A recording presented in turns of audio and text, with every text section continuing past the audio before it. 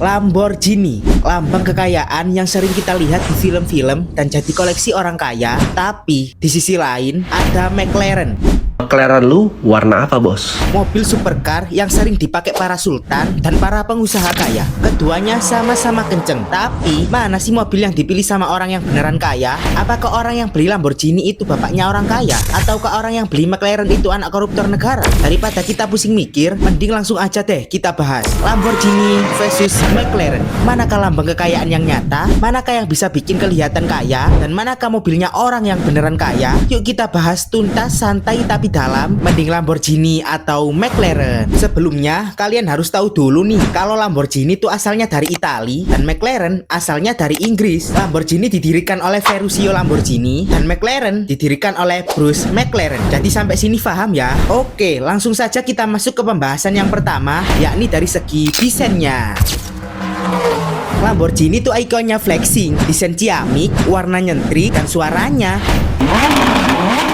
bisa bikin orang nengok sambil nelen ludah. Lamborghini punya suara mesin yang meraung, posisi duduk rendah, dan feeling berkendara yang wah, cocok banget deh buat orang kaya yang pingin jadi raja jalanan. Sedangkan McLaren lebih kalem, lebih diam. Tapi jangan salah, justru itu yang bikin McLaren punya pesona, aura rahasia, dan kadang-kadang memberikan kesan pamer dengan elegan. Jadi keduanya punya kelebihan masing-masing nih. Lamborghini dengan desain super mewahnya, dan McLaren dengan desain elegan yang menakjubkan. Oke, next pembahasan yang kedua, yakni tentang siapa aja sih yang pakai Lamborghini dan orang kaya seperti apa sih yang pakai McLaren. Jadi guys, faktanya kalau kamu tahu, para pengusaha, influencer, artis, youtuber, atau orang kaya baru cenderung pada beli Lamborghini ketimbang McLaren. Bukan tanpa alasan, karena model-model Lamborghini itu kelihatan mewah, mahal, dan yang pasti cocok banget buat dipakai flexing di sosial media. Sedangkan orang yang udah beneran kaya, banyak yang justru pilih McLaren karena mereka